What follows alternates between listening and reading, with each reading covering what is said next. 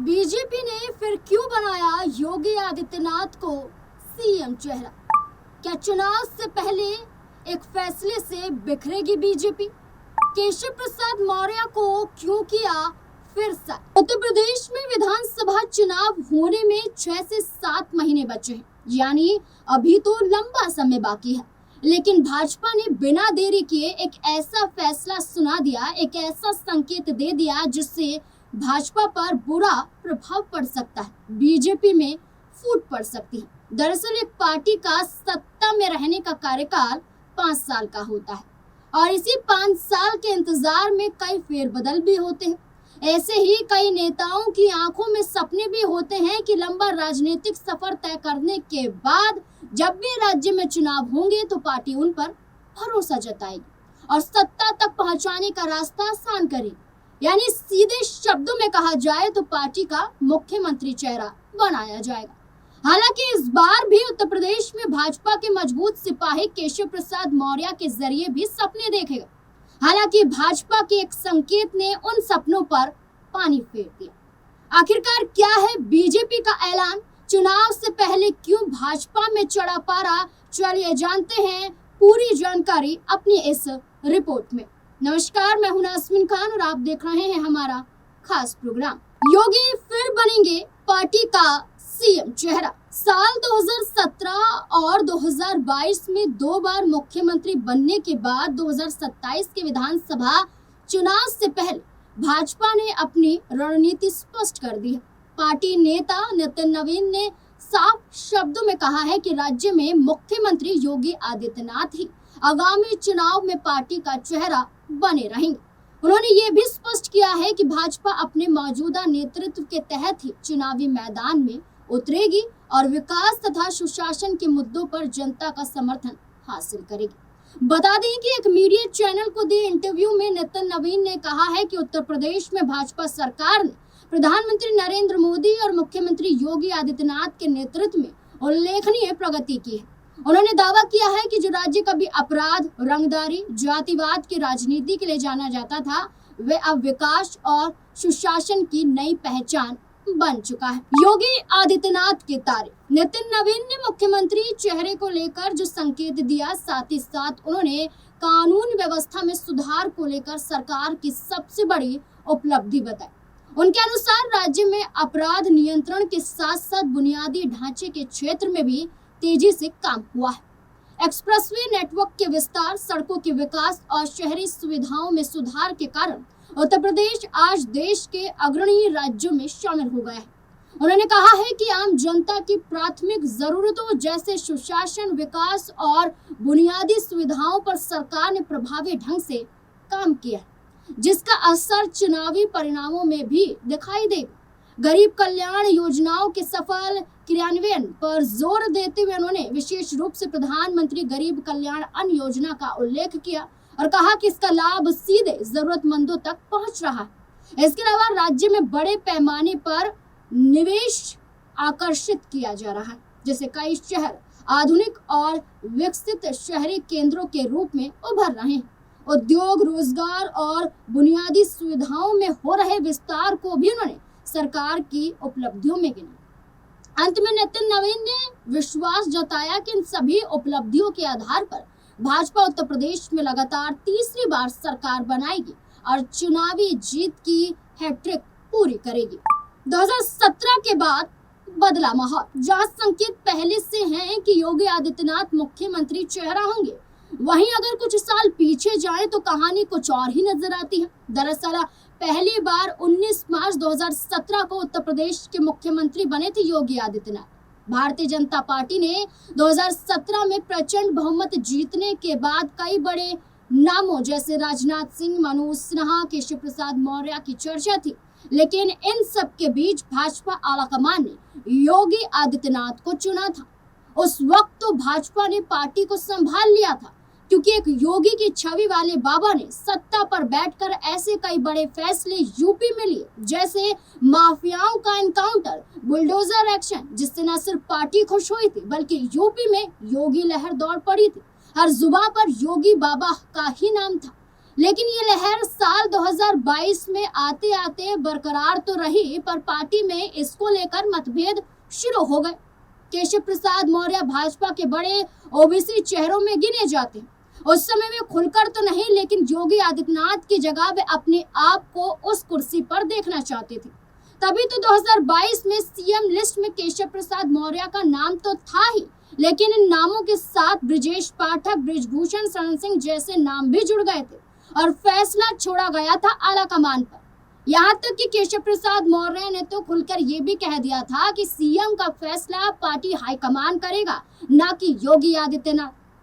हालांकि इन सब मतभेद के बावजूद भी भरोसा जताया गया योगी आदित्यनाथ, जिसकी कसक रह रहकर पार्टी मंचों से लेकर पोस्टरों तक में दिखाई देती है। सीएम योगी पर बृजभूषण के बिगड़े बोल। बृजभूषण शरण सिंह और योगी आदित्यनाथ के बीच रिश्ते पूरी तरह खुला टकराव वाले नहीं रहे, लेकिन कई मौके पर मनभेद सामने आते रहे हैं, जैसे 2022 टिकट और संगठन को लेकर नाराजगी। विधानसभा चुनाव से पहले बृजभूषण शरण सिंह ने इशारों में कहा कि कुछ फैसले जमीनी कार्यकर्ताओं की राय के बिना लिए जा रहे हैं। 2022 चुनाव के बाद अफसरशाही बनाम नेता मुद्दा। योगी की केंद्रीकृत प्रशासनिक शैली पर निशाना साधते हुए बृजभूषण ने अफसरशाही हावी है, जनप्रतिनिधियों की नहीं सुनी जा रही है, जैसे कई बड़े ताने कसे। 2023 पहलवान विवाद के दौरान राजनीतिक दूर। जब उनके खिलाफ आरोपों को लेकर विवाद बढ़ा तो उन्होंने संकेत दिया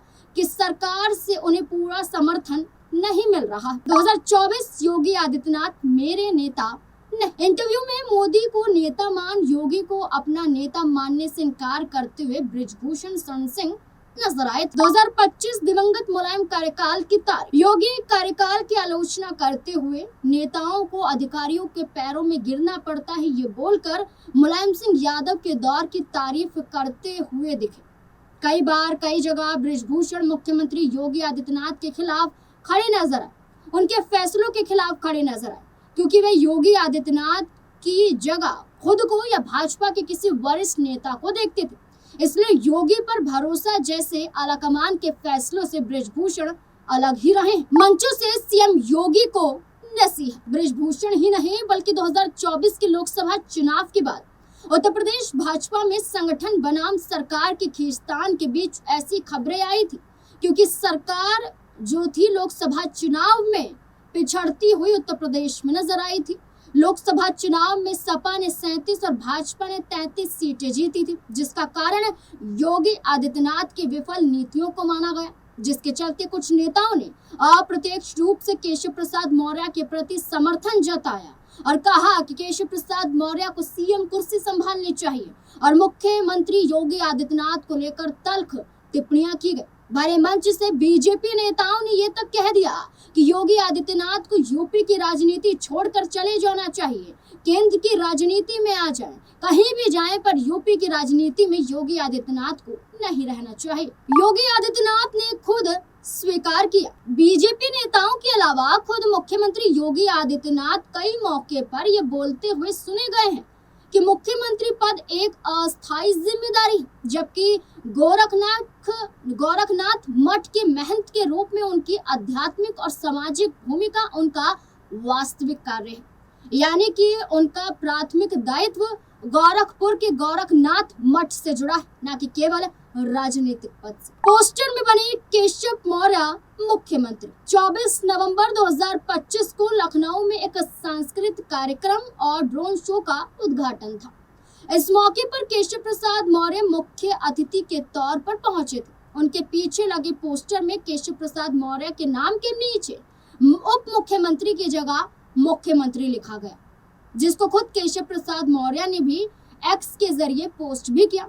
हालांकि ये सरकार के स्तर की चूक थी, लेकिन पोस्टर के जरिए जरूर बताया गया कि केशव प्रसाद मौर्य को मुख्यमंत्री यूपी का बनना चाहिए, जो कि वो खुद भी चाहते हैं। योगी बनाम मौर्य राजनीतिक सब। सीएम योगी आदित्यनाथ का जन्म 8 जून 1972 को उत्तराखंड के छोटे से गांव में हुआ था। उन्होंने गढ़वाल यूनिवर्सिटी से गणित में बीएससी की पढ़ाई की। गोरखपुर के प्रसिद्ध गोरखनाथ मंदिर के महंत योगी ने 1998 में पहली बार गोरखपुर का प्रतिनिधित्व किया। 1998 के बाद 1999, 2004, 2009 और 2014 के लोकसभा चुनाव में उन्होंने गोरखपुर से लोकसभा सीट से चुनाव जीता।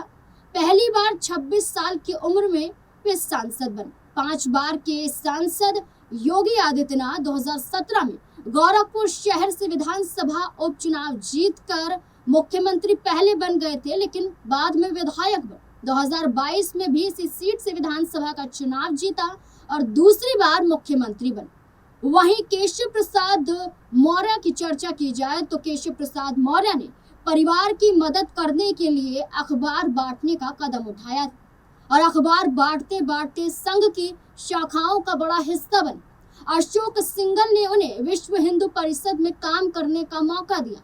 लगभग 20 सालों तक विश्व हिंदू परिषद में काम करने के दौरान श्री राम जन्मभूमि आंदोलन में भी भाग लिया। इसके बाद राजनीति में आने के बाद भाजपा का हिस्सा बने। पहला चुनाव 2004 में बाहुबली अतीक अहमद के प्रभाव वाली सीट इलाहाबाद पश्चिम से लड़ा। हालांकि साल 2004 और 2007 में उन्हें हार का सामना करना पड़ा। इसके बाद केशव प्रसाद मौर्य ने 2012 के चुनाव में कौशाम्बी की सिरातू सीट से किस्मत आजमाई और उन्होंने इस सीट पर पहली बार कमल भी खिलाया। 2014 में लोकसभा का चुनाव लड़ा और फूलपुर से सांसद भी बने। इसके बाद प्रदेश में पार्टी अध्यक्ष के तौर पर काम किया। केशव प्रसाद मौर्य की कुशल संगठनात्मक क्षमता ही थी कि प्रदेश अध्यक्ष रहते हुए सारी पिछड़ी जातियों को भाजपा की तरह लामबंद किया गया। यानी कि केशव प्रसाद मौर्य की ही बदौलत भारतीय जनता पार्टी को सभी पिछड़ी जातियों का भरोसा मिला। 2017 विधानसभा चुनाव में भाजपा को प्रदेश में बम्पर जीत हासिल हुई थी। केशव प्रसाद मौर्य उस समय उप मुख्यमंत्री और पीडब्ल्यूडी मंत्री बने। फिर 2022 में भी उप मुख्यमंत्री का पद केशव प्रसाद मौर्य को हासिल हुआ। हालांकि वे सिराथू से चुनाव हार गए थे। 2017-2022 में एमएलसी के जरिए वे उप मुख्यमंत्री के सफर तक पहुंचे थे। यानी कि साफ किया जाए तो योगी आदित्यनाथ 2 बार के विधायक, 5 बार के सांसद, वहीं केशव प्रसाद मौर्य 1 बार के सांसद, 1 बार के विधायक रहे। गौरतलब है कि अब देखना होगा कि नितिन नवीन के जरिए एक संकेत तो दिया गया है कि उत्तर प्रदेश में जो सीएम चेहरा होगा भाजपा की तरफ से वो योगी आदित्यनाथ का होगा। लेकिन रह रहकर कई मौके पर केशव प्रसाद मौर्य की नाराजगी झलकी है। कई बैठकों से दूरी भी बनाते हुए नजर आए हैं। खुद बीजेपी के नेता योगी आदित्यनाथ को पसंद नहीं करते हैं, बल्कि उनकी जगह केशव प्रसाद मौर्य को पसंद करते हैं। कई मौके पर देखा गया है। अब इस पूरे मुद्दे को लेकर आपको क्या लगता है कि क्या ये संकेत अभी से मिल रहा कि सीएम चेहरा योगी आदित्यनाथ उत्तर प्रदेश में होंगे भाजपा का, क्या एक बड़ा कारण बन जाएगा कि बीजेपी में एक बड़ी फूट पड़ सकती है? क्या केशव प्रसाद मौर्य कोई बड़ा कदम बीजेपी से अलग उठाने के लिए मजबूर हो सकते हैं? इस पूरे मुद्दे को लेकर आपको क्या लगता है? अपनी राय कमेंट सेक्शन में जरूर दें।